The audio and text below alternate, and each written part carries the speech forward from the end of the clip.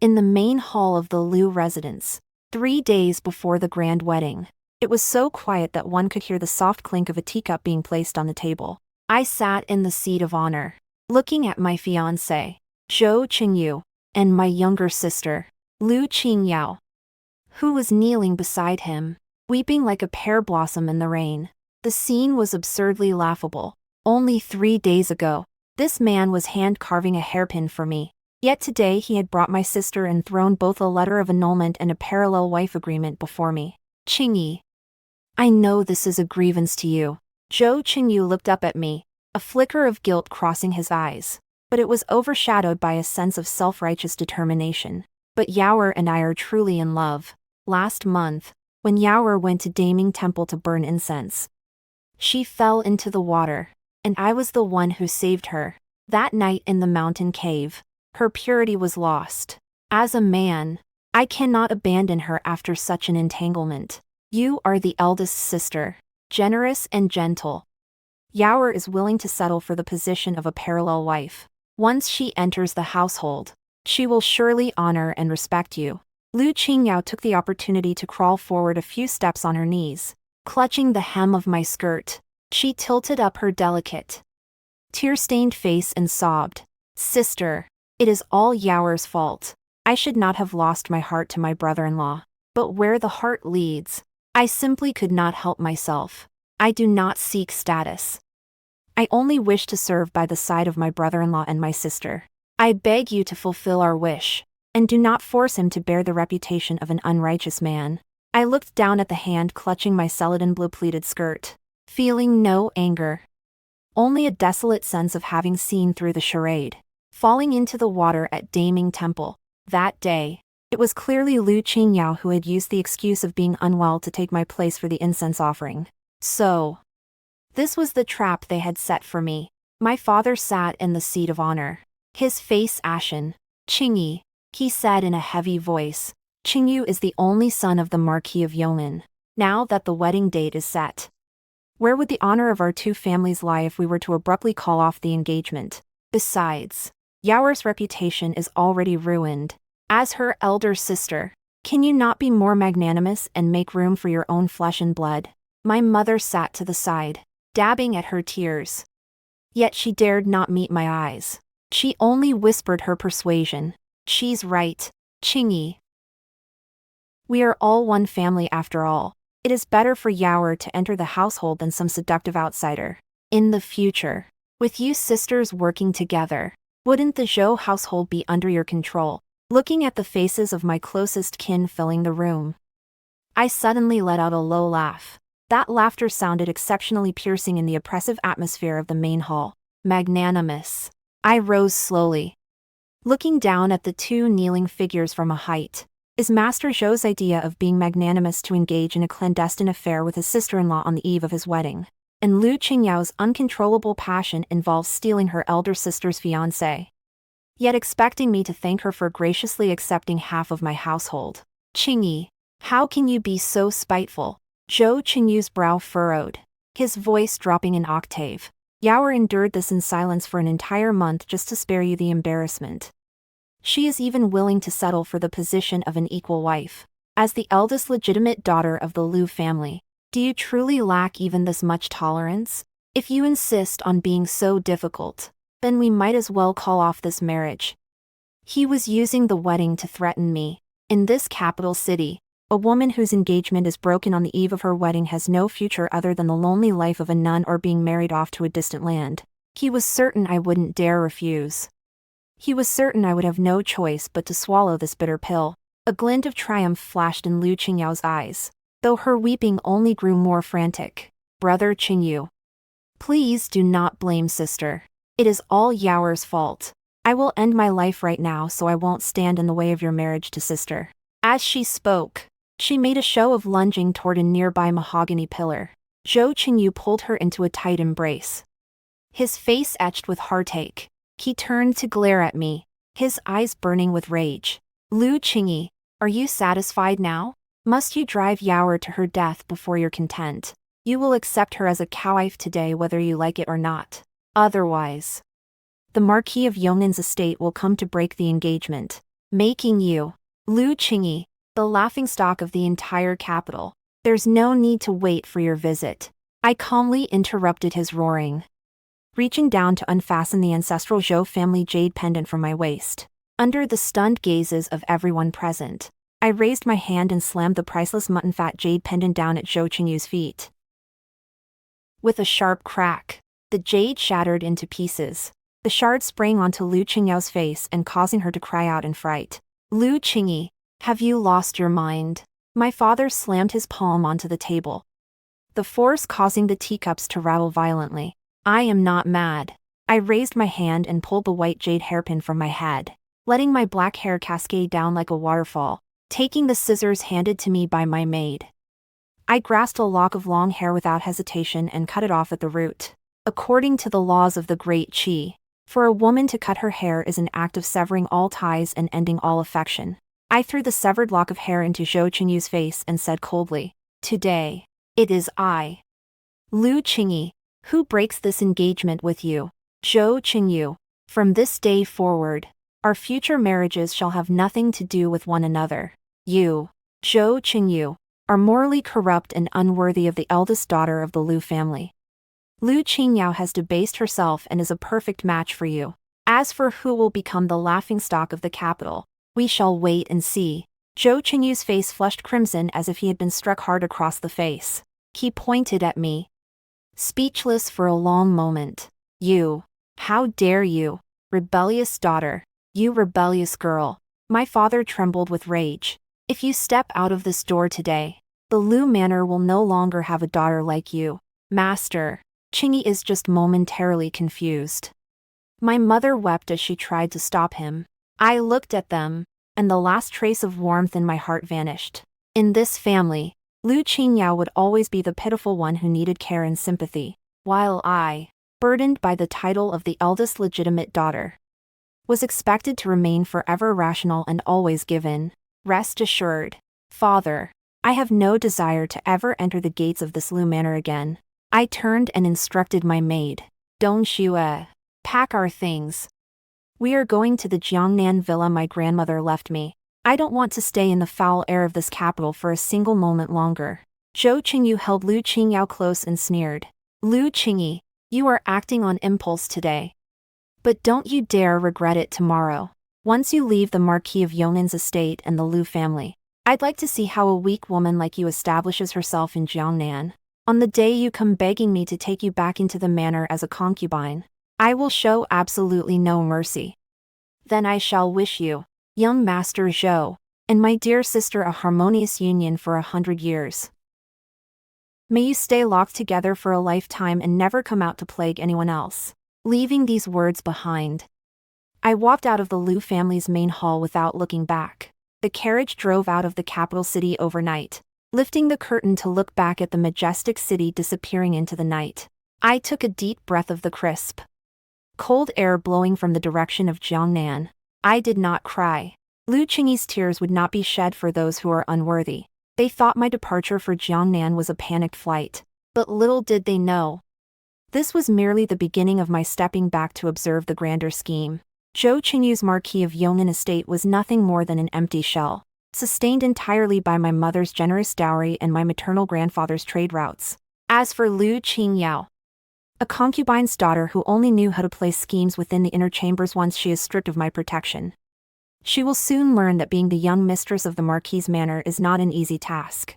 3 years is enough time for earth-shattering changes to take place in the capital. During these 3 years in Jiangnan, I did not waste a single day. Under my management, the trading firm left by my grandfather tripled in size, and I now hold control over the majority of the silk and grain trade in Jiangnan. More importantly, I used these funds to secretly support the current heir to the throne, Crown Prince Xiao Jingming, while he was overseeing water conservancy projects and traveling incognito in Jiangnan. During that broken engagement 3 years ago, Zhou Chengyu and Lu Qingyao spread rumors throughout the capital that I was jealous, unfilial, and intolerant of my concubine-born sister in order to preserve their own reputations, resulting in my name being completely ruined. However, reputation is something written by strength and power. Half a month ago, The Jiangnan villa received a secret letter from the capital. The Emperor of Great Qi issued an edict to select a crown princess for the 20th crown prince. Xiao Jingming. The daughters of high-ranking officials and noble families were all among the candidates. Upon learning that I had amassed a vast fortune in Jiangnan, my father sent a rare family letter. Though the lines were filled with feigned concern, he was actually eyeing my money, wanting me to return to the capital and use those funds to grease palms for Lu Qingyao, ensuring she could participate in the Eastern Palace election. Because Zhou Chengyu had been immersed in wine and women for the past 3 years, the estate of the Marquis of Yangon had been largely squandered by him. Although Lu Qingyao was a level wife in name, her life was far from comfortable. She desperately needed a higher branch to climb. Miss. News has come from the capital. The second miss is showing off all over town, saying that although she is a level wife, her reputation for talent is so widespread that she will surely stand out in the Eastern Palace selection. Dong Xue said indignantly while helping me pack my luggage. I sat before the mirror, looking at my reflection. The youthful innocence of 3 years ago had faded, replaced by a cold and striking beauty. With my own hands, I inserted a golden phoenix hairpin, the symbol of the head of the Jiangnan family trading firm, into my hair. If she wants to choose, then let her choose. I smiled faintly, a cold, sharp glint in my eyes. I only wonder what her expression will be when she realizes that the confidence she takes such pride in is nothing more than a castle built on sand before me. Miss. The carriage is ready. We can depart at any time. I stood up and smoothed the creases in my skirt. 3 years ago, I was a discarded woman, drenched in slander and forced into exile. 3 years later, I return with the wealth and leverage to control the economic lifeblood of the Great Qi, walking calmly and resolutely toward the city that once humiliated me. Zhou Chengyu, Lu Qingyao, I am back. I hope that over these past 3 years, you have accumulated enough capital to withstand my fury. The carriage galloped along the official road, the sound of wheels crushing the earth steady and powerful, much like my calculated path of revenge. This time, I will reclaim every single piece of the future that belongs to me, and those who once looked down on me and trampled upon me shall all kneel at my feet, facing the bitter fruit of their own sowing, in front of the Mingda gate of the capital city. It was extraordinarily bustling today. 3 years had not dimmed the prosperity of this ancient city. On the contrary, because the Eastern Palace selection was imminent, the city gate was crowded with all sorts of magnificent carriages. My carriage had just reached the gate when its path was blocked by a commotion ahead. Oh, isn't this the eldest daughter of the Lu family from back then? What? Couldn't stay in Jiangnan any longer. And now you want to return to the capital to join the excitement of the Eastern Palace selection. A sharp, mocking voice pierced through the carriage curtain. I lifted the curtain and immediately spotted Lu Qingyao sitting in a carriage bearing the emblem of the Marquis of Yangon's estate. Today, she wore a flowing purple skirt with subtle floral embroidery, her makeup exquisite. She indeed possessed more of the poise of a noble lady than she had 3 years ago. Standing beside her was none other than Zhou Chengyu. However, after 3 years, Zhou Chengyu's complexion appeared sallow, and his eyes carried an unmistakable trace of exhaustion.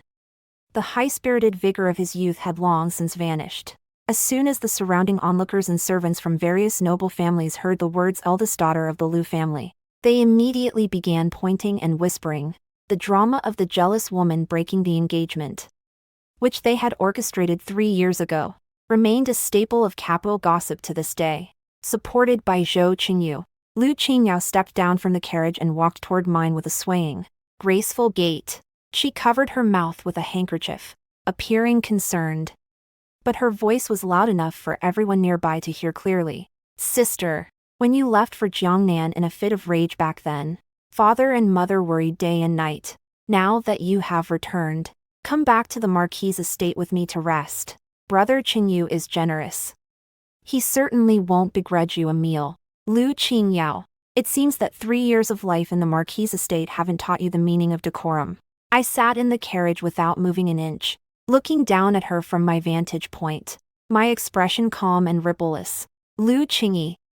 How dare you? Zhou Chengyu's face instantly darkened at the sight. Yaoer was kind enough to take you in. Yet not only are you ungrateful, You're even putting on such airs. Do you still think you're the eldest miss of the Lu family who could have whatever she wanted? Your reputation is in tatters. Where else can you go if not to us? The whispers from the surrounding crowd grew even louder. So this is that Lu Qingyao who caused such a scandal on the eve of her wedding out of jealousy for her own sister. I heard she's been in Jiangnan for 3 years. She probably doesn't even have a proper livelihood and has come back hoping for her husband's family to support her. She truly has disgraced the reputation of noble-born women. Hearing these harsh remarks, a flash of irrepressible smugness flickered in Lu Qingyao's eyes. She took a small step forward and lowered her voice, speaking in a tone only the few of them could hear. My dear sister, what can you possibly achieve by returning now? There has long been no place for you in this capital. To tell you the truth, Father has already transferred your comminglage gifts and the shops left by grandmother into my name. I am now the pillar of the Lu household, and Brother Qingyu is completely devoted to me. As for you, if you know what's good for you, hand over the money you brought from Jiangnan. Otherwise, I'll make sure you can't even step through the city gates. Is that so? I curled my lips into a faint smile. Instead of showing any anger, I turned to Dong Shui and instructed. Take the letter my father sent me and show it to the young mistress of the Marquis of Yong'an's estate. Dong Shui immediately let out a cold sneer as she pulled a letter stamped with the seal of the head of the Lu family from her robes and unfurled it for all to see. I raised my voice, ensuring that both the surrounding commoners and the soldiers could hear every word clearly. Lu Qingyao, you claim time and again that our father and mother are sick with worry over me day and night. If that is the case, how do you explain this letter written by father's own hand half a month ago, begging me to return to the capital to take charge of the situation and provide financial aid to the Lu family? Father wrote quite explicitly that the Marquis of Yong'an's treasury is currently depleted so much so that they couldn't even afford the bribes needed for your selection into the Eastern Palace. That is why he came pleading to me, his eldest daughter. As soon as those words were spoken, the crowd erupted into a sudden uproar. What? The Marquis of Yong'an's estate is insolvent. They actually need to rely on the money from the sister's business to grease palms for the grand selection. What kind of prestige is that? So the Lu family invited her back just to use her as a cash cow. Lu Qingyao's face turned deathly pale in an instant. She stared fixedly at the handwriting on the family letter and shrieked. Impossible. This is absolutely impossible. How could father ever write something like this to you? Zhou Chengyu was trembling with rage, pointing at me as he roared. Lu Qingyao, how dare you slander the Marquis' estate in public? My Yong'an estate is a house of noble standing. Why would we ever care for your pittance of silver?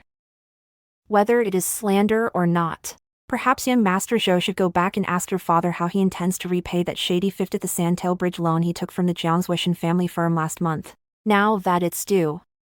I gave a cold smile and threw down my true trump card.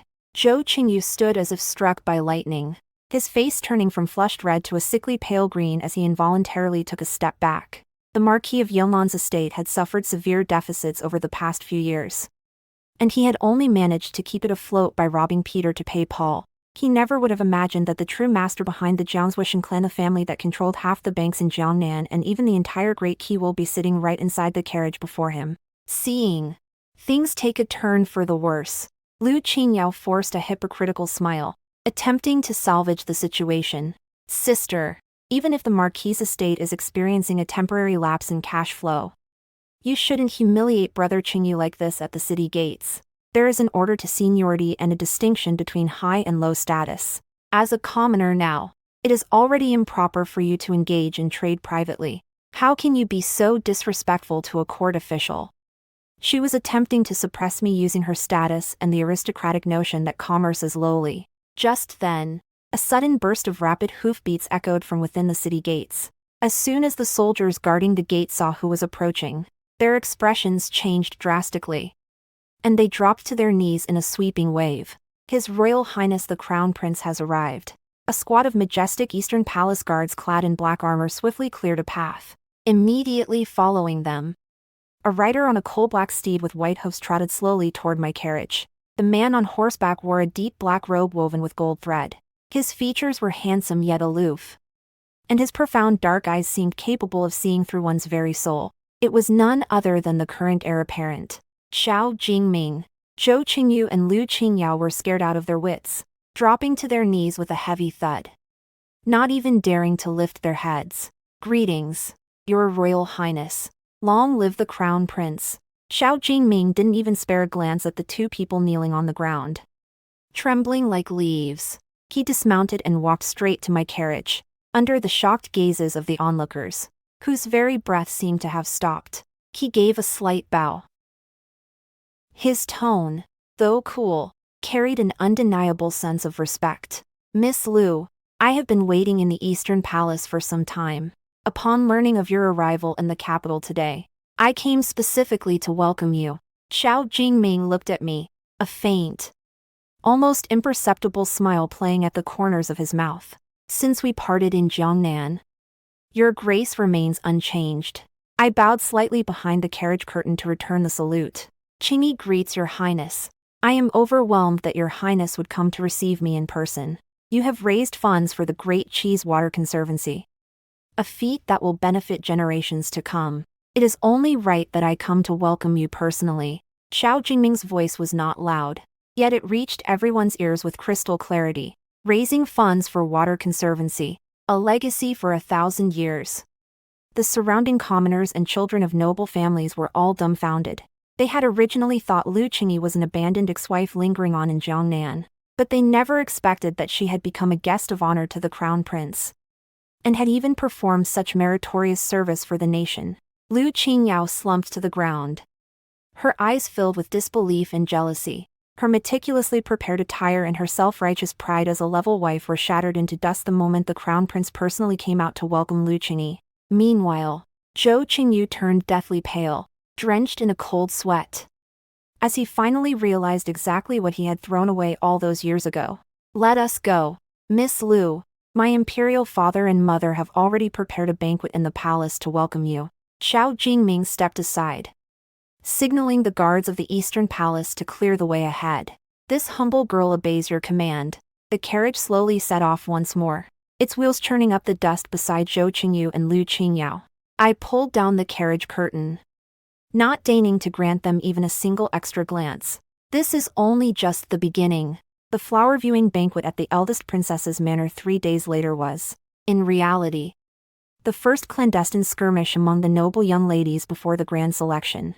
As I stepped into the back garden, the once boisterous pavilions fell silent for a fleeting moment. Countless complex gazes landed upon me, some searching, some reverent, and others filled with disdain. The events that transpired at the city gates 3 days ago had already spread through every noble household. Though they feared the crown prince's personal welcome, these self-proclaimed lofty aristocrats still looked down upon me in the depths of their hearts, a woman who had brazenly conducted business in Jiangnan. "Oh, eldest sister, you've certainly arrived early today." Lu Qingyao had changed into an exquisite gold-thread gauze skirt today. Her complexion was rosy, and she seemed to have recovered from the humiliation of that day. Surrounded by a flock of noble young ladies, she approached slowly, a hint of provocation glinting in her eyes. Beside her, Lu Wenjing, the daughter of the Minister of Rights, let out a cold laugh and deliberately raised her voice. "Qingyao, you are simply too kind. Some people have spent so much time outside that they are covered in the stench of money, forgetting every bit of the sage's teachings. Where is the refinement expected of a noble lady? If not for the Princess Royal's mercy, how could just anyone enter such an elegant flower-viewing banquet?" As soon as these words were spoken, several women nearby covered their mouths and snickered, their provocative expressions plain for all to see. I ignored Lu Wenjing's cold mockery and sarcasm, calmly finding a seat near the front. I sat down and took a light sip from my teacup, seeing that I refused to take the bait. A flash of ruthlessness flickered in Lu Qingyao's eyes. She moved with graceful steps to the table in the center of the courtyard, bowed slightly to the Princess Royal seated at the head, and said meekly, "Your Highness, today marks the height of autumn, a time when 100 flowers bloom in competition. Qingyao has heard that the sisters present have all prepared poems to showcase the talent of our great cheese noble ladies. My elder sister has traveled through Jiangnan for 3 years. She must be well-versed and highly learned. Why not let her compose a poem first to open the proceedings for us?" The moment she finished speaking, Lu Wenjing was quick to chime in. Qingyao's suggestion is excellent, since the eldest Miss Lu is so highly regarded by the crown prince. Her talent must surely be unrivaled in the capital.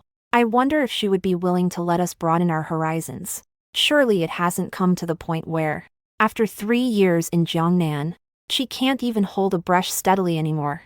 The eldest princess sat at the head of the table. Her expression languid.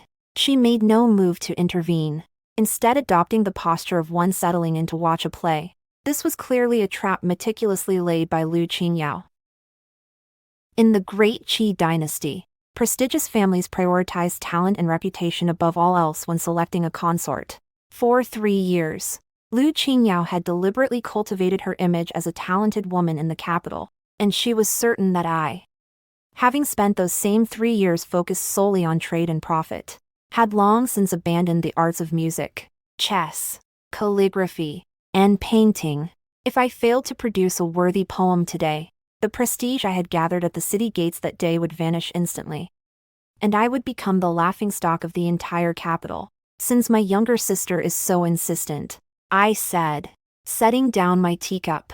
I stood up unhurriedly, my gaze sweeping across Lu Qingyao's face, which was written all over with smugness. Then I shall make a humble attempt. I walked to the desk and picked up the brush. With a steady wrist, I began to write, the ink splashing boldly across the shan paper. Lu Qingyao approached with a feigned air of concern.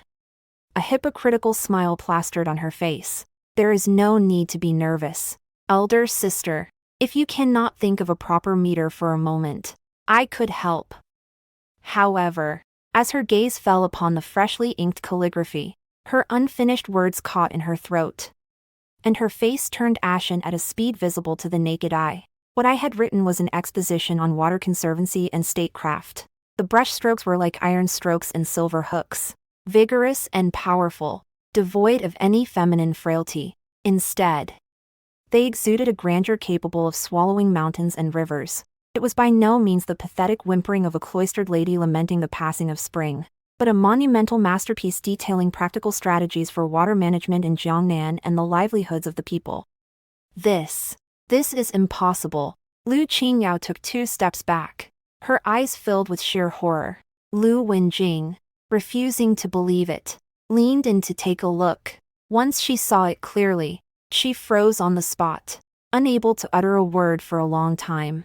Lu Qingyao, you pride yourself on being a woman of talent, spending your days composing verses about the wind and the moon, lamenting the passing of spring and the arrival of autumn. It is indeed exquisite, I said, setting the brush steadily back on the inkstone with a cold expression. But do you know that when the Jiangnan floods hit and the people were displaced, what they needed was not your blossoming and falling flowers, but the practical construction of dikes and dams? This rhapsody is a water conservancy strategy that I deduced alongside several officials from the Ministry of Revenue and the Ministry of Works while in Jiangnan. If you find it lacking in elegance, feel free to offer your critiques in front of everyone. The noble ladies who had been waiting to see a joke now crowded around. Upon seeing the essay, they all gasped in collective shock. Such vision and breadth of mind. She is truly an extraordinary woman. No wonder the crown prince respects her so much. How could an ordinary cloistered woman write something like this? Lu Qingyao always says her elder sister is uncouth. But looking at it now, who is the truly uncouth one? The Princess Royal, seated at the head of the hall, personally descended the steps to take the calligraphy. She read it 3 times over, her eyes brimming with admiration as she nodded repeatedly. Excellent. Benefit for 1,000 autumns indeed. Young lady of the Lu family, I shall personally present this work of yours to His Majesty. I thank your Highness for your appreciation, I said, bowing deeply. Lu Qingyao stood rooted to the spot, her hands clenched tightly within her sleeves, nails nearly digging into her palms.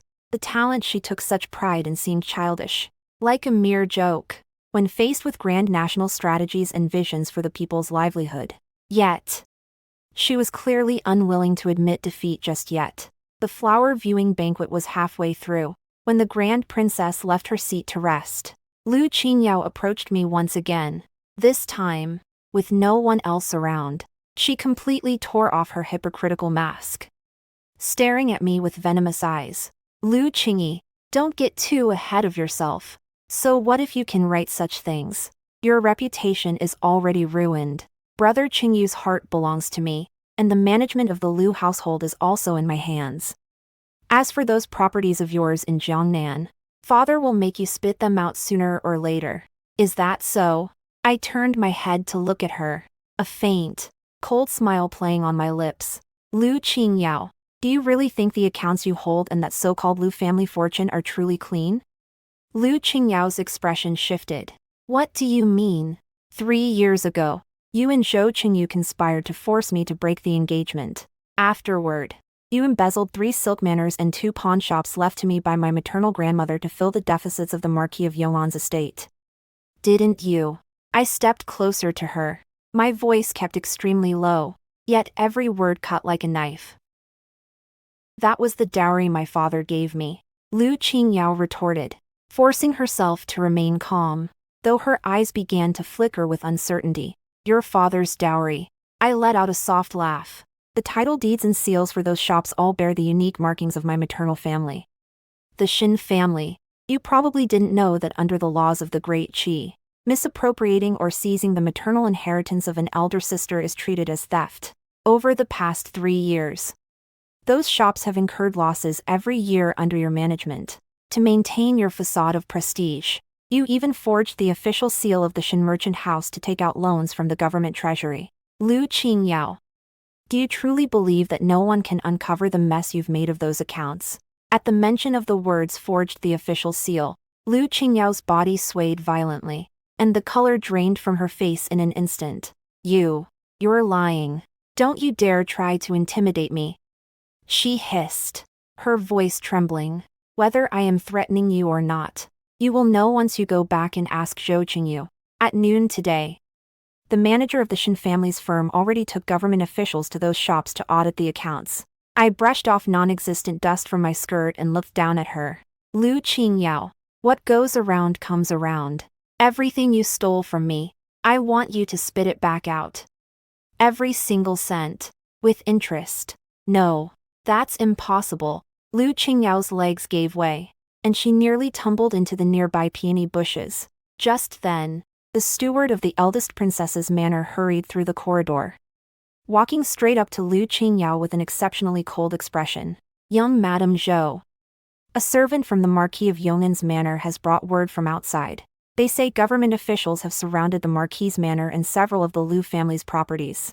They request that you return immediately. The noble ladies nearby heard the commotion and turned their heads one after another to watch. Lu Qingyao stood there as if struck by lightning, her face deathly pale and devoid of any sign of life. She looked pleadingly at the noble young ladies who were usually on good terms with her. But the moment they heard the words government raid, they all recoiled in disgust, terrified of being tainted by her misfortune. Eldest sister, it was you. You set me up. Lu Qingyao glared at me, her eyes filled with madness and despair. Set you up. I looked at her coldly. Lu Qingyao, you chose this path yourselves. When you coveted my wealth and status all those years ago, you should have anticipated today's outcome. This is merely collecting a small bit of interest, amidst the contemptuous and mocking gazes of the crowd. Lu Qingyao lifted her skirts and fled toward the mansion gates in utter humiliation. I stood beneath the cloister, watching her frantic, retreating figure with a heart as calm as still water. 3 years ago, she had looked down upon me from that same height as I left the capital in desolation. Now, the tables have turned. Step by step, I am reclaiming the glory that belongs to me, rightfully and lawfully. After leaving the princess's manor, I did not return directly to the inn where I was staying.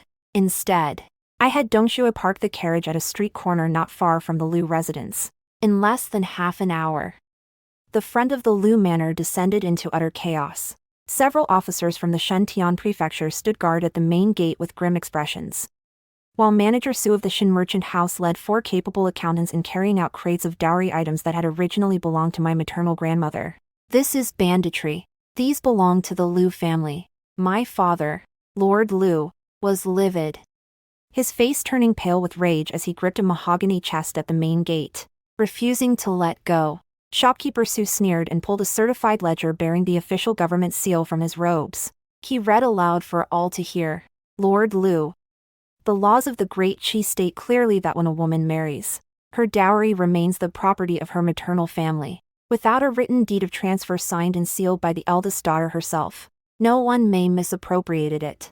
Over the past 3 years, the second young lady of your household has not only illegally seized the business operations of the eldest young lady's 16 shops, but has also forged the private seal of the Shen merchant house to illicitly borrow a total of 80,000 taels of silver from the official treasury and various major banks. Now that the truth has come to light, the Shentian prefecture has been ordered to seal the warehouses and seize the assets.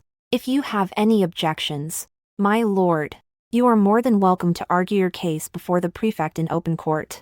The crowd of onlookers grew larger and larger, everyone pointing and whispering. A high-ranking court official actually embezzling the dowry his late wife left for their eldest daughter, and even indulging his younger daughter in forging official seals. No wonder the Marquis of Yong'an's estate and the Lu family have lived so prosperous these past few years. It turns out they've been sucking the eldest young lady's lifeblood. Truly unfit to be parents. How utterly despicable. Just then, Lu Qingyao's carriage arrived in a panic. As soon as she lifted the curtain and saw the chaotic scene and the surrounding crowd, she was so terrified that she nearly tumbled off the carriage box. Father, what on earth is going on? Lu Qingyao shrieked as she rushed toward him. You unfilial daughter. You still have the nerve to ask me. Her father backhanded her, his palm slamming violently across Lu Qingyao's face. The blow was so heavy that it sent her crashing to the ground, her hair falling into disarray. Master, why are you hitting Yaoer? Her mother came running out of the manor, wailing as she threw herself over Lu Qingyao to protect her. Why? She had the audacity to forge the official seal of the Shen trading house. Now, the Shentian prefecture is seizing all of our Lu family's private storehouses to settle the debt. Even my reputation as an official is going to be ruined by this wretched girl. Her father, consumed by a fit of rage, began to cough violently. Lu Qingyao clutched her swollen cheek, her eyes filled with terror and despair. She never imagined that the dignity of being a young mistress, which she had meticulously maintained for 3 years, would vanish entirely in a single day. She whipped her head around, searching frantically through the crowd until, finally, her gaze locked onto my carriage parked at the street corner, its curtains slightly lifted. Lu Qingyi, it's you. You're the bitch who ruined me. Lu Qingyao charged toward my carriage like a madwoman, only to be intercepted by an Eastern Palace guard stationed by the vehicle. He blocked her with his sheathed longsword, sending her crashing heavily to the ground. I stepped slowly down from the carriage, walking toward them step by step under the watchful eyes of the crowd. Elder sister, I beg you, please let me go. Seeing that aggression had failed, Lu Qingyao immediately crawled on her knees to my feet, resorting to her old tricks by weeping and clutching at my hem. Back then, it was all Brother Qingyu's doing forced me. I only had to marry into the Marquis's manor because he coerced me, and those shops' father said you weren't in the capital and there was no one to manage them. So he handed them over to me. I am your own flesh and blood sister. How can you stand by and watch me be dragged off to the magistrate's office? Looking at her disgusting face, I crouched down and gently pried her fingers open, one by one. Dear sister, my voice was soft, yet it fell clearly into the ears of everyone present. 3 years ago, when you and Zhou Chengyu cornered me in the hall to force me to break the engagement, you repeatedly claimed you were truly in love and entirely innocent. At that time, did you ever once think of me as your elder sister? Over these past 3 years, you have spread rumors all over the capital, calling me jealous, narrow-minded, vulgar, and immoral. You wouldn't even let my reputation in far-off Jiangnan rest. At those times, did you ever once think of me as your elder sister? Lu Qingyao's face turned deathly pale, her lips trembling, unable to utter a single word. I stood up and cast a cold gaze toward my father and mother, who stood to the side with complex expressions on their faces. Qingyi, must you truly be so heartless? My mother wiped away her tears, her voice tinged with reproach. After all, we are family. What good does it do you to drag this into open court? Won't your own reputation be ruined as well? My reputation was already utterly destroyed on the eve of my wedding, the day you all stood by and allowed Lu Qingyao to force that marriage, I said, looking at my mother with eyes devoid of warmth. As for the benefits, reclaiming what belonged to my mother and what belongs to me, and making those who bullied and humiliated me pay the price, that is the greatest benefit of all. Eldest Miss. Shopkeeper Su stepped forward at that moment, respectfully handing over a ledger. The cash and antiques in the Lu family's public treasury amount to 30,000 taels of silver, all of which have been seized. However, there is still a deficit of 50,000 taels compared to the 80,000 taels the second miss embezzled and borrowed. Still short by 50,000. I raised an eyebrow slightly and turned to look at Lu Qingyao. And where is my dear brother-in-law? His wife is in such deep trouble. Why hasn't he come forward to take responsibility? He can barely save his own skin now. A weak yet furious voice drifted over from the street corner. Zhou Chengyu stumbled forward, his steps uneven. His official robes were disheveled, and his face was a ghostly, terrifying white. Just moments ago, due to the Marquis of Yong'an's estate being implicated in the forgery of merchant seals and the illicit trade of government salt, he had been summarily dismissed from his post by the Ministry of Personnel. Even the hereditary title of the Marquisate was now facing the threat of being downgraded. Lu Qingyao, you jinx! Zhou Chengyu rushed forward, grabbing Lu Qingyao by the collar and shaking her violently. It's all your fault. You were the one who told me the Shen family merchant seals could be used at will. You were the one who told me Lu Qingyao had long since died in Jiangnan with no evidence left behind. Now my position is gone and the Marquis' estate is about to be seized. Are you satisfied now? Brother Qingyu, you can't abandon me. I did all of this for the sake of the Marquis' estate. Lu Qingyao wailed. The two of them bit at each other and brawled shamelessly in front of the crowds filling the street. Where was there even a trace left of the talented scholar and beautiful lady whose sincere love had once been the talk of the town? Enough. My father was so enraged that he spat out a mouthful of blood, nearly fainting on the spot. I watched this farce with cold eyes, feeling nothing but irony in my heart. Eldest Miss. If the Lu mansion and the Marquis mansion cannot make up the remaining fifth of the sandtail deficit, then according to the laws of Great Qi, the debt must be paid with kin. I'm afraid the second miss will be sent into military servitude. Shopkeeper Su added indifferently from the side, twisting the knife. Upon hearing the words exiled to the military, Lu Qingyao was so terrified that she fainted on the spot. Qingyi, I beg of you, as your father. My father forced himself up, trembling as he walked toward me with bloodshot eyes. This sum of money, can't you just write it off from the Shen trading house's accounts? If the Lu family produces a daughter sent into military exile, the entire clan will be utterly ruined. You are a daughter of the Lu family too, father. When I cut my hair and left 3 years ago, you said with your own lips that the Lu family no longer had a daughter like me. I took a step back, avoiding his grasp, my expression as cold as if I were looking at a stranger. If you want me to clear the debt, it's not impossible. A glimmer of hope flashed in my father's eyes. Tell me, as long as you're willing to write off the debt, I'll agree to any condition. First, I want Lu Qingyao and Zhou Chengyu to write a full confession, detailing exactly how they framed me and how they embezzled my dowry. It must be signed with their thumbprints and posted at all 4 city gates of the capital to restore my reputation. I held up one finger. Wouldn't this let the whole world know? My father's face turned pale. Second, I continued, ignoring his hesitation.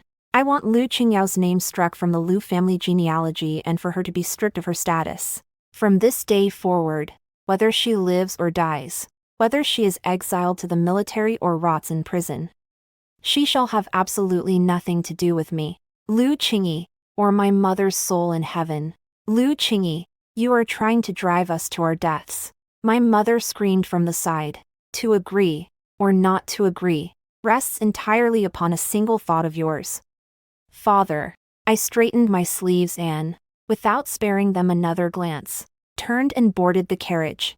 3 days from now is the day of the Eastern Palace selection.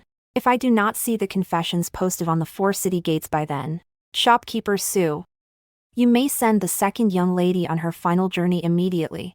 The carriage curtain fell. completely cutting off the cries, curses, and pleas for mercy from outside. The carriage began to move slowly, heading toward the eastern palace amidst the warm autumn sun. Lu Qingyao. Zhou Chengyu's reputation, power, and dignity you value most, I will personally strip away, piece by piece, in front of everyone in the capital, on the day of the Eastern Palace selection. Qingyao Palace was enveloped in a silence so heavy it felt suffocating. The main hall was lined with noble daughters from various prestigious families, each holding their breath and standing with their heads bowed in disciplined submission.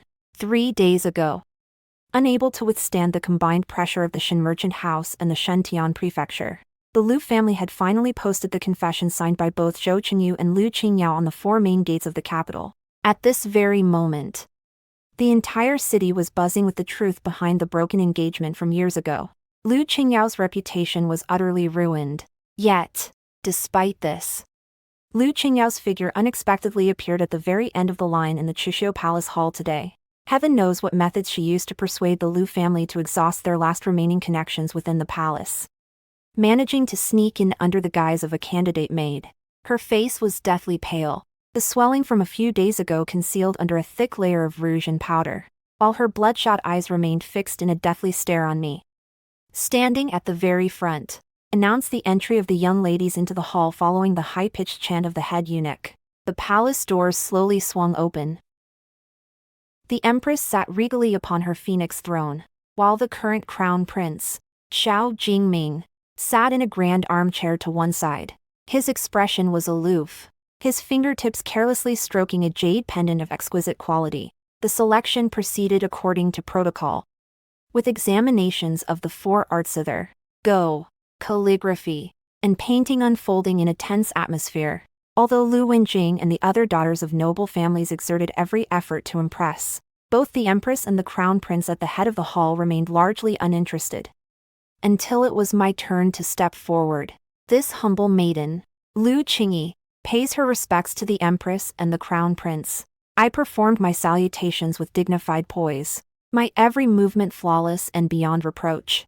The empress looked up slightly, a flicker of admiration flashing in her eyes the moment she saw me. She was just about to speak when a piercing cry suddenly erupted from the far end of the hall. Your Majesty, Your Highness, this humble girl has a petition to present. Lu Qingyi has deceived the throne and is morally corrupt. She is utterly unworthy of participating in the Eastern Palace selection. Lu Qingyao lunged forward from the back of the queue, collapsing onto her knees in the center of the gallery with a heavy thud. Kowtowing frantically, a collective gasp rippled through the noble ladies in the hall. No one had expected anyone to dare stage such a scene before the imperial presence during this election. The empress's expression darkened instantly, and she cast a displeased look toward the head eunuch standing nearby. Xiao Jingming raised his hand, stopping the guards from dragging her away. His dark eyes narrowed slightly, and his voice was cold, devoid of any warmth. Oh, tell me then, how exactly has she deceived the sovereign? And in what way is her character depraved? Seeing the crown prince engage, Lu Qingyao thought she had caught her final lifeline. She hurriedly crawled forward on her knees, pointing at me and accusing loudly. Your Highness may not know, during Lu Qingyi's 3 years in Jiangnan, while she claimed to be managing the merchant firms, she was actually engaging in illicit dealings with common outlaws and local magnates. Her wealth is of dubious origin. Her so-called water conservancy strategy is nothing more than a work of vanity purchased with money to buy fame. Furthermore, just a few days ago, relying on her filthy lucre, she hounded her own parents to their deaths and forced this lowly woman and my husband to write false confessions to be posted at the city gates. She is utterly unfilial. If such a cold-blooded, ruthless person who disregards her elders becomes the crown princess, would it not throw the world into chaos? Lu Qingyao's words were well organized, striking directly at filial piety and feminine virtue, the values most esteemed by aristocratic families. She knew she was already completely ruined. She had come to the palace today with the sole intent of dragging me down to hell with her, even if it meant her own total destruction. The noble ladies surrounding us turned their gazes toward me, and the sound of whispering broke out once again. I stood my ground, my expression showing not a hint of panic. I didn't even intend to defend myself. I simply looked calmly at Zhou Jingming, who sat in the seat of honor. Lu Qingyao, do you have anything to say? The empress asked in a low, heavy voice. I have nothing to say. I leave everything to the wise judgment of your majesty and his highness, I replied, bowing my head. Nothing to say. You're just feeling guilty. Lu Qingyao shrieked. Your majesty. Look. She doesn't even dare to refute me. It's clear that every word I said is the truth.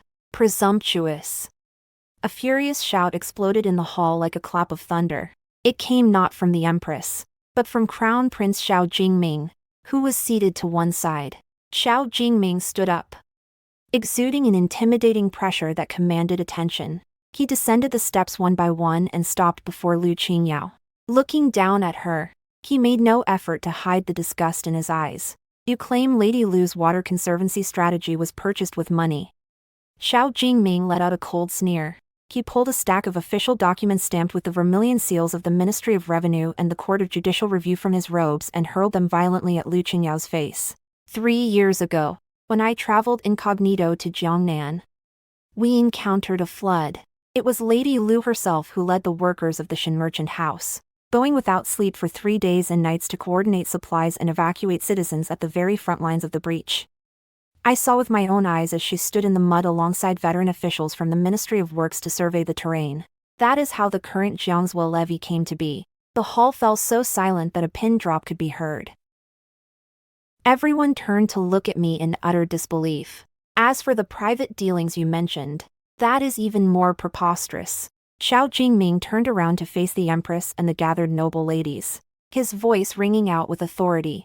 During her 3 years in Jiangnan, Miss Lu used commerce to support the military, secretly procuring 3,000 war horses and 50,000 sets of winter uniforms for the defenders of our Great Qi's northern border. Her return to the capital was personally summoned by 3 secret imperial decrees from the emperor and myself. Every single entry in the accounts she holds has been audited by the Ministry of Revenue. They are crystal clear and beyond reproach. As these words were spoken, Lu Qingyao was completely stunned. She slumped to the ground, shaking her head in disbelief. No, impossible. She's just a woman whose engagement was broken. How could she? As for the so-called confessions from your Lu and Zhou families, a flash of disgust crossed Zhou Jingming's eyes. Those are ironclad cases personally supervised by the Minister of Justice. You embezzled the inheritance of your eldest sister's maternal clan and forged official seals to illegally trade government salt. By law, your entire families should have been executed. It was Miss Lu, out of consideration for your shared bloodline, who personally pleaded with me to spare your lives, allowing you to atone for your crimes by publicly confessing and returning the stolen goods. Instead of being grateful, you have the audacity to bite back here in the Chuxiu Palace. You are truly shameless and blinded by greed. With a loud boom, it felt as if something had completely shattered inside Lu Qingyao's mind. She had always thought she was competing with me in a battle of inner chamber schemes, never imagining that I had long since stepped out of the narrow confines of the back courtyard and entered a political arena where even she and Zhou Chengyu had to look up to me. Someone, strip this madwoman of her robes and crown, throw her into the dungeon, and hand her over to the Court of Judicial Review to be dealt with according to the law. The Lu family has failed in its discipline and allowed their daughter to deceive the emperor. Lord Lu is hereby stripped of his office and reduced to a commoner, never to be employed again. The Marquis of Yonlan's estate has harbored a criminal. Their title is revoked, and they are demoted to commoners. Zhou Jingming waved his hand coldly. Your Highness, have mercy. Sister, save me. Sister, save me. Amidst her desperate wails, Lu Qingyao was dragged away ruthlessly by 2 guards of the Eastern Palace, leaving a long trail of tears on the floor tiles. A deathly silence filled the main hall. Those noble ladies who had once looked down upon me now even lightened their breathing, each hanging their heads extremely low, terrified of catching the crown prince's attention. Zhou Jingming walked up to me, the coldness in his eyes melting away the moment they met mine, replaced by a touch of gentleness and respect. He turned and bowed deeply to the empress seated upon the phoenix throne. Mother, my mind is made up. The crown princess of Great Qi shall be none other than Lady Lu. Only a woman with such concern for the realm and such wisdom and courage is worthy of standing by my side to rule this land. The empress looked at me with a kind smile on her face and nodded slowly. Grande. D. We appoint Lu Qingyao as the primary consort of the Eastern Palace. Let an auspicious date be chosen for the wedding, and let it be proclaimed to all under heaven. I, Lu Qingyao, kowtow in gratitude for your grace. I knelt down, my forehead touching the cold, hard golden bricks. Yet my heart was burning with intensity. 3 years of endurance, the confrontation at the city gates, the counterattack at the flower viewing banquet, all leading to the dust settling today, step by calculated step. I have finally stood at the very pinnacle of great Qi's power with dignity. Those who once tried to trample me into the mud can now only lie forever in the gutters, watching me soar upward on the wind. In the late autumn of the first year of the Yongding era of Great Qi, the capital city of Shangjing welcomed an unprecedented grand event. 10 miles of red dowry, with the Jinwu Guard clearing the way. Today is the day of my grand wedding to Crown Prince Xiao Jingming, and also the day I am rightfully invested as the Crown Princess. I sat atop the phoenix carriage adorned with tassels and eastern pearls, wearing the 9-pheasant 4-phoenix crown and clad in a gold-woven crimson ceremonial robe. The golden hairpins swayed slightly with the movement of the carriage, producing a crisp and rhythmic chime in the air. Through the layers of red silk veiling, I watched the civil and military officials and the thousands of commoners kneeling along the route. My heart felt neither sorrow nor joy, only a sense of absolute clarity and resolve. 3 years of patient endurance have culminated in this moment of triumph. The eldest daughter of the Lu family, once forced into exile in Jiangnan, now treads upon the backs of those who bullied and humiliated her, stepping rightfully toward the absolute pinnacle of power in the Great Qi dynasty. However, in this moment of nationwide celebration, there remain a few unsightly specks of dust that require a final clearing. According to the grand wedding rites, as the phoenix carriage approached Xuande Gate, it was required by custom to stop before the ancestral temple on Zhuke Street. There, officials from the Ministry of Rites would read the imperial decree of investiture, and the bride would receive the felicitations of the citizens lining the streets. Just as the Minister of Rites unfurled the bright yellow imperial edict and prepared to read it aloud, a piercing commotion suddenly erupted from within the originally orderly crowd of spectators. Lu Qingyao, you venomous woman, what right do you have to be the crown princess? A tattered, disheveled figure somehow managed to squeeze through a gap and charged like a madman toward the Eastern Palace's defensive line. The person's clothes were so filthy their original color was indistinguishable, emitting a nauseating, sour stench. Their face was as gaunt as a walking corpse, save for a pair of sunken eyes flickering with an extremely distorted sense of madness and malice. The surrounding commoners cried out in terror and scrambled back. With a sharp shink, the Eastern Palace guards drew their long blades and pinned the figure firmly against the cold, hard bluestone pavement. Sitting inside the phoenix carriage, I extended my fair, slender fingers and gently lifted a corner of the curtain. That was Zhou Chengyu, once the high-spirited and self-proclaimed romantic heir of the Marquis of Yong'an's estate. He had now been stripped of his title, deprived of his scholarly honors, and demoted to a commoner. Without the support of the Marquis's residence and the funds from the Shen family's trading firm, he had tasted the full bitterness of the world in just a few short days. The crushing debts, the harassment from creditors, and the calculated malice of former enemies had completely broken this once arrogant man, turning him into a raving lunatic. Lu Qingyao, open your eyes and look at me. Zhou Chengyu's back was pinned down by a guard's leather boot, his face pressed into the muddy water. Yet he still twisted his head desperately, roaring hysterically in my direction. You clearly loved me back then. Your grandmother's properties were supposed to be mine. It was you who set a trap to ruin Yaoer and me. If you hadn't broken the engagement, all this wealth would belong to the Marquis of Yong'an. You poisonous woman, you'll die a horrible death. Looking at his current state, not even a ripple of emotion stirred in my heart. Young Master Zuno. I should call you Commoner Zhou now. I sat atop the high phoenix carriage, looking down at him from my vantage point. My voice was not loud, yet it carried a bone-chilling coldness and majesty.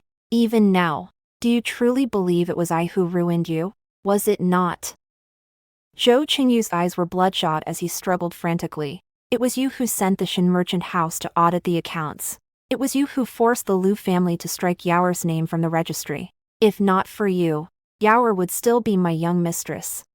And I would still be the high and mighty heir. It was your return to the capital that destroyed everything. What truly destroyed everything was your own greed and shamelessness. I let out a cold sneer and slowly lowered the carriage curtain, leaving only a pair of cold, aloof eyes visible. 3 years ago, you and Lu Qingyao forced me to break the engagement in the main hall of the Lu Manor. All because you craved her delicate grace. Had the two of you truly stayed in your place and supported one another, why would I have bothered to spare you a single glance from Jiangnan? But your greatest mistake, one you should never have made, was that after stealing my betrothal, you dared to embezzle my late mother's inheritance, forge merchant seals, and even attempt to orchestrate my death during the Eastern Palace election. Upon hearing this, the surrounding commoners began to spit at Zhou Chengyu one after another. Bah! What a brazen, shameless scoundrel. Back then, he was the one who disdained the poor and loved the rich, driving the eldest miss away. Now that he sees her as the crown princess, he's come back to act like a madman. Forging official government seals is a capital offense. If not for the crown princess's mercy, this lunatic would have lost his head long ago. How dare he cry out about being wronged here? He deserves this end. What a satisfying sight. As for Lu Qingyao, I paused, a hint of pity creeping into my voice. If you truly loved her as much as you claim, you should be in the retribution chamber accompanying her right now, instead of barking like a stray dog here on Zhuke Avenue. At the mention of the retribution chamber, Zhou Chengyu's body shuddered violently. The retribution chamber of the Great Qi was a place specifically for punishing high-crime palace servants and female convicts. Those who entered never came out alive. Lu Qingyao was currently enduring the full severity of the law inside. Unable to live and unable to die, a true living hell. Take him away. A cold voice, thick with the scent of slaughter, rang out from ahead. Xiao Jingming, clad in the formal crimson and gold-woven robes of the crown prince, rode his towering black steed, Takshu Wuzhue, his face grim as he galloped to the side of the phoenix carriage. His deep, dark eyes swept over Zhou Chengyu as if he were looking at a rotting corpse. Today is the wedding day of this prince and the crown princess. Such a filthy creature should not stain the crown princess's eyes. Throw him into the dungeon, for the crime of disturbing a royal wedding. He is to receive 50 strokes of the spinal rod and be exiled to the frontier for land reclamation, never to be pardoned. Xiao Jingming commanded with a cold wave of his hand. Your Highness, spare me. Qingyi, save me. Qingyi, I was wrong. I know I was wrong. Upon hearing the punishment of 50 strokes of the spinal rod and exile to the frontier, the madness in Zhou Chengyu's eyes was instantly replaced by overwhelming terror. With 50 strokes of the spinal rod, his body already hollowed out by wine and debauchery would be crippled if not killed outright. To then be sent to the frontier for reclamation meant his path to survival was completely severed. Amidst his desperate and shrill cries for mercy, he was dragged away from the street by the Eastern Palace guards like a dead dog, leaving only a long, dark smear upon the bluestone pavement. Just as Zhou Chengyu was being dragged away, I caught sight of two familiar, aged figures in a corner of the crowd not far off. They were my father and mother. The man who was once Lord Lu, or rather, Old Man Lu, now was dressed only in a faded, coarse cotton robe. He looked as if he had aged 20 years. His back was hunched, and he gripped a bundle tightly in his hands, watching the commotion with a look of cowardice and dread. His official rank had been completely stripped away, and the Lu family's ancestral home had been seized by the Shin trading house to settle the 80,000 taels of silver owed by Lu Qingyao. Now, they were forced to move into the lowest class of housing on the outskirts of the capital, scraping by selling off what few belongings they had left. My mother sat on a stone step nearby, tears streaming uncontrollably as she beheld my 10-mo-long bridal procession and the immense, lofty wealth I now commanded. Her lips trembled as if she wanted to call out my name. But the moment she met the cold gazes of the surrounding Eastern Palace guards, she swallowed her words in terror. They once believed that by discarding a disobedient eldest daughter, they could secure eternal prosperity for their younger daughter and the Marquis of Yong'an's estate. Little did they imagine that the one they pushed away with their own hands was the only true phoenix of the Lu family, the only one capable of elevating their status and bringing honor to the entire clan. I withdrew my gaze and slowly lowered the carriage curtain. From this day forward, the name Lu Qingyao will sever all ties with the Lu family and the Zhou family, whether they live or die, whether they fall into ruin or face destruction. They will no longer stir even the slightest ripple in my world. Start the procession. With the eunuch's high-pitched cry, the phoenix carriage began to move smoothly once again. The broad and majestic gates of Xuande Gate slowly opened ahead, as golden sunlight spilled onto the white marble imperial path, reflecting a dazzling and warm glow. Xiao Jingming rode his horse alongside my phoenix carriage. He turned his head slightly, his gaze meeting mine through the red veil.